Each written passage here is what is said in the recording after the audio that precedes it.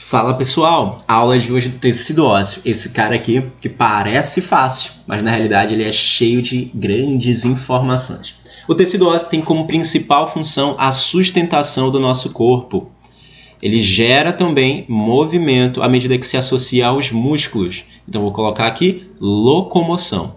Além disso, gente, não esquece, osso é formado de cálcio e fosfato, portanto é uma boa reserva desses sais. Reserva de cálcio, cálcio 2+, e fosfato, que é o íon PO4 3-. Quais são as características dos ossos que a gente precisa conhecer? Olha, a principal característica do osso é que a matriz dele é bastante rígida. Então eu vou colocar matriz rígida, isso porque ela é formada por sais de cálcio e fosfato. Mas além de cálcio e fosfato, eu tenho uma matriz também rica em colágeno. Por que eu preciso te dar essa informação? Porque o tecido ósseo ele é um tecido conjuntivo, então ele tem as fibras características do tecido conjuntivo. E quais eram elas? Colágeno, elástico e reticular. Mas, se o osso é uma estrutura de resistência, a principal fibra que eu vou ter lá, então, é de fato a fibra do tipo colágeno. Gente, sobre essas características gerais, a carência de cálcio e fosfato pode gerar uma doença, que nesse caso seria a osteoporose. Enquanto que a deficiência de colágeno pode também gerar uma doença, só que não é a osteoporose. No caso da carência de colágeno, a matriz fica tão frágil que o osso estilhaça, e essa doença é conhecida no popular como síndrome dos ossos de vidro. Na biologia, ela tem um nome mais bonito. Nós conhecemos como sendo a osteogênese imperfecta. Nome legal, né? Osteogênese imperfecta é uma doença de caráter hereditário em que a criança ela não consegue formar perfeitamente seus ossos. Ela contém ali uma série de eventos de fratura, ok? Na sua história de vida, então, essa criança, em qualquer tipo de trauma, geralmente, trauma, gente, que eu falo é choque, tá? Não é trauma de vida, não. Qualquer trauma, então, ela tem várias lesões que podem levar, inclusive, né, a esmiuçar o osso dela.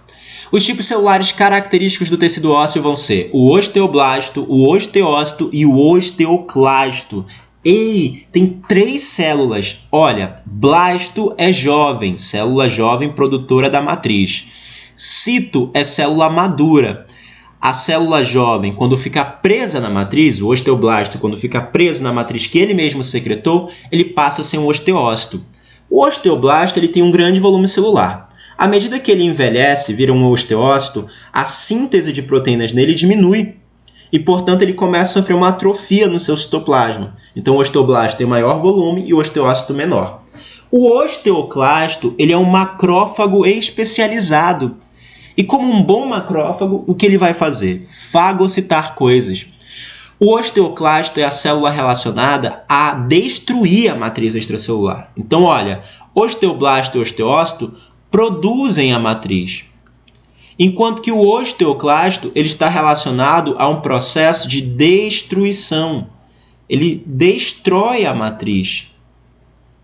Gente, esse processo tem um nome bonitinho. O processo de destruir a matriz extracelular nós conhecemos como sendo a reabsorção óssea. Isso é importante quando eu preciso tirar cálcio do osso e jogar para o sangue, ou quando eu preciso reparar o osso, ok?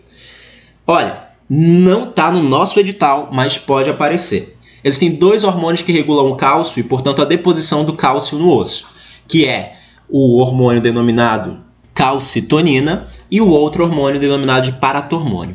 A calcitonina ela vai atuar sobre o osteoblasto. Isto porque a calcitonina é o hormônio relacionado à calcificação. A calcitonina produzida pela nossa amiga tireoide. É um dos hormônios tireoidianos. Beleza. Por outro lado, quando eu preciso retirar cálcio do osso, no momento que eu diminuir a quantidade de cálcio no sangue, eu vou ter a ação de um outro hormônio. E esse hormônio vai ser o que nós conhecemos como sendo o paratormônio. Como o nome já sugere, o paratormônio é produzido pela glândula paratireoide. Então, enquanto que a tireoide estimula a ossificação, a paratireoide estimula a reabsorção, a destruição dessa matriz para jogar cálcio lá no sangue. Os ossos eles podem ser divididos em regiões, e aqui eu tenho uma representação de um osso longo. A cabeça do osso nós conhecemos como sendo a epífise. A cabeça do osso é a epífise, e na cabeça do osso nós temos caracteristicamente uma região esponjosa. Parece uma esponja, é o osso esponjoso, olha só, todo furadinho. Enquanto que essa parte mais longa entre as cabeças, nós conhecemos como sendo a diáfise. A diáfise, portanto, representa o corpo do osso. Nessa diáfise, o osso é muito mais rígido, então nós dizemos que essa estrutura é de osso compacto. Entre a epífise e a diáfise, existem regiões de cartilagem. Essas regiões de cartilagem são as regiões onde acontece o crescimento do osso. E tem um nome especial. Nós conhecemos como sendo o disco epifisário. Esse disco epifisário é um disco caracteristicamente de cartilagem e a cartilagem do tipo hialina. E acontece nesse disco epifisário o crescimento do osso a partir do molde de cartilagem. E tudo que tem cartilagem a gente chama de condro. Então se diz que é uma ossificação endocondral, tá? A ossificação endocondral é a ossificação mais comum de acontecer dentro dos moldes de cartilagem hialina. Não vai confundir com a ossificação intramembranosa. A intramembranosa é a menos comum. Ela acontece a partir da formação de uma membrana e ela está relacionada à formação dos ossos do crânio, principalmente. Então, ossificação endocondral, maioria dos ossos longos. Intramembranosa, ossos do crânio, tá? O disco epifisário, novamente, é de cartilagem hialina, portanto, ossificação endocondral. Por último, o osso ele possui uma região de inervação e vascularização interna. No entanto, o osso ele também possui um revestimento, como se fosse uma capa protetora chamada de periósteo, onde ficam células progenitoras do osteoblasto, aquelas células que dão origem ao osteoblasto, e fica também uma rede de nervos. Esse periósteo, então, é o revestimento dos ossos. Quando eu tenho lesão do periósteo, isso gera muita dor.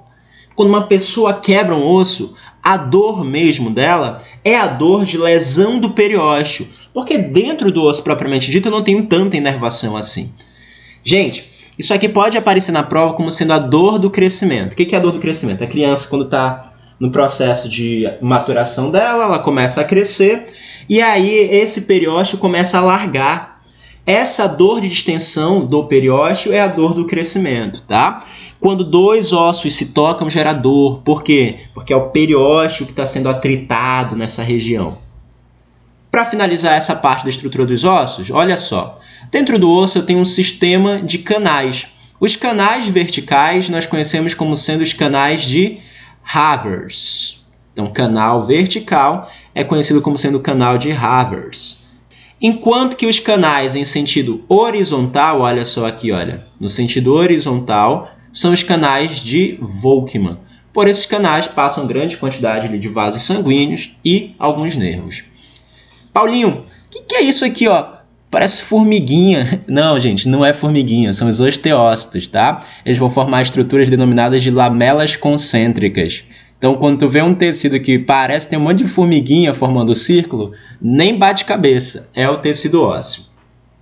Para a gente finalizar, algo que aparece no vestibular, que é a destruição óssea e a regeneração óssea.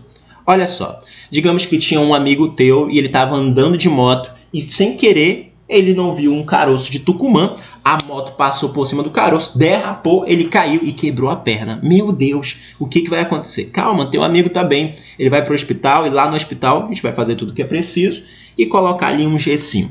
Digamos que eu quebrei o osso nesta região aqui, olha, tô grifando, e esse osso separou uma região da outra. Péssimo, né? Quando eu for estabilizar a fratura, colocar um osso com o outro na região correta, não vai ter um encaixe perfeito, como se fosse uma peça de Lego, porque eu vou ter pedaços que se esmiuçaram e etc. Então, é preciso, no primeiro momento da lesão da fratura, destruir as extremidades. Ou seja, no primeiro momento de regeneração, eu não produzo o osso. Eu destruo a superfície. Então, nesse primeiro momento, a gente tem a ação das células dos osteoclastos, que são as células que destroem matriz. No segundo momento, eu vou ter a formação de um calo ósseo. Gente, olha a cartilagem aqui. Por que a cartilagem está participando desse processo? Lembra? Porque dentro da cartilagem se tem ossificação endocondral. O periósteo, então, envolvido no processo também gera células ósseas e a cartilagem também vai participar do processo na ossificação endocondral. A partir disso, eu tenho um crescimento muito maior do que a região que eu tenho de fratura, o que leva à formação de um calo ósseo. Com o tempo, eu vou destruir essa região de crescimento anormal. Então, no segundo momento, eu tenho a ação dos osteoblastos para produzir osso e o osso crescer naquele local. Pode crescer mais do que o normal, vou ter a formação do calo ósseo e esse calo ósseo vai sumir com o tempo. Esse calo ósseo vai ser destruído por ação novamente de quem? Dos osteoclastos. Tudo bem? Dessa forma, tecido ósseo está dado. Muito obrigado pela presença de vocês.